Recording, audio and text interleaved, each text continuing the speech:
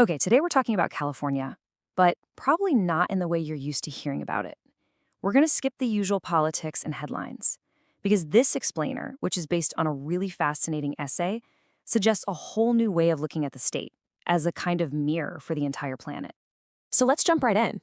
You know the story, right? Fires, droughts, blackouts.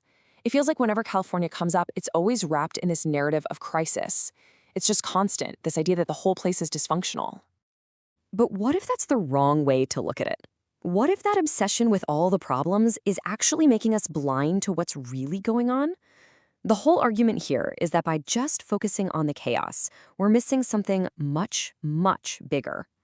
Okay, so this brings us to the central idea. To really understand what California represents, not just to America, but really to the whole world, we have to make a pretty radical shift in how we see it. We have to start thinking of it as a forgotten planet. And here's the idea in a nutshell. We pour so much energy and money into this dream of someday terraforming Mars, right? Building a new world from the ground up.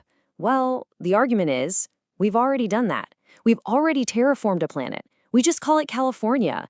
And somewhere along the way, we completely forgot how incredible that is. I mean, just stop and think about that.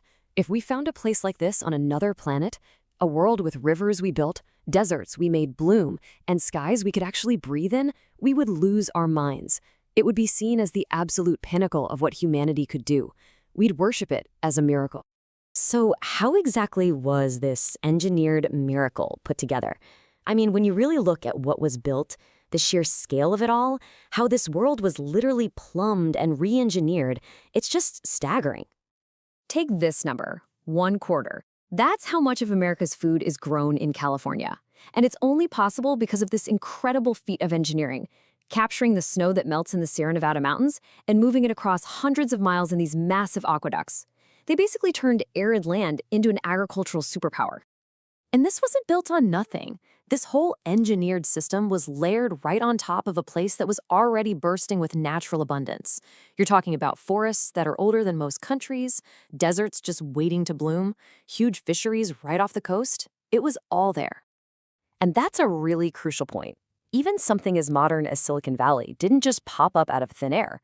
It grew out of this pre-existing condition, this foundation of both natural and engineered abundance. The prosperity was already there. But of course, building a world isn't a gentle process. There's a shadow side to this whole creation story, an enormous and frankly often ignored cost that was paid to make it all happen. And this quote just nails it. Every single one of those aqueducts is both a monument to human ingenuity and a scar on the landscape. They're a triumph, for sure, but they're also a permanent physical reminder of everything that had to be sacrificed. And you can see these trade-offs happening one after another over the last 100 years. In the early 20th century, Los Angeles needed water to grow, so the Owens Valley had to dry up. Mid-century, the mighty Colorado River was dammed and diverted so much that it basically stopped reaching the ocean. And then, later on, we started pumping so much water out of the ground in the Central Valley that the land itself literally started to sink. And this really gets to the core of what we choose to remember and what we choose to forget. We celebrate the thriving cities, right? The incredible growth. But what we forget is that for every Los Angeles, there's an Owens Valley. For every success story, there's a river that doesn't flow anymore. I mean, when you actually look at the ecological bill, it's just staggering. Entire systems were dismantled to make this happen. We're talking about dams cutting off salmon runs that had existed for millennia, reservoirs drowning sacred fishing grounds, and huge marshes being drained until only tiny fragments were left. These aren't small changes. These are permanent scars on both the land and the cultures that depended on it. Okay, so you might be listening to all this and thinking, well, that's an interesting story about California. But the argument here is that this isn't just a local story. It's not just American history. What's happening in California is actually a preview. It's a test case for the future of the entire planet. And this is maybe the biggest takeaway. All that stuff that looks like dysfunction from the outside, the fires, the droughts, the fights over water, it isn't dysfunction at all. It's a preview. It's a glimpse of the kinds of tough, water-related political fights that are starting to pop up all over the world. Think about it. The kinds of intense battles over who gets the water, Those have been happening in California for over a century. And now we're seeing those exact same struggles start to play out along the Nile, the Ganges, the Tigris and Euphrates, all of the world's great shared rivers. So when you see California burning on the news, this is what's really happening. It's not just a string of bad luck. It's the bill coming due. It's the direct, predictable result of decisions made decades ago.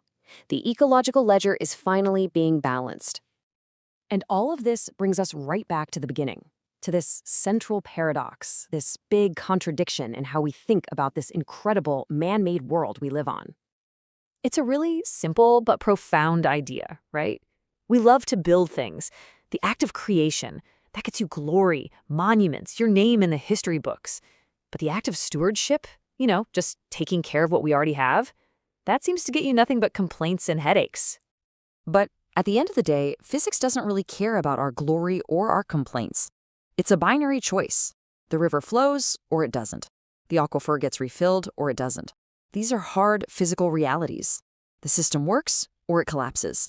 There isn't much of a middle ground. And that leaves us with one last really challenging question to chew on.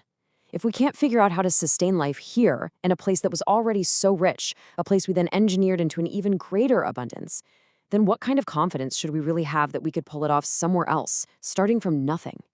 It's a heavy thought, and definitely one worth sitting with.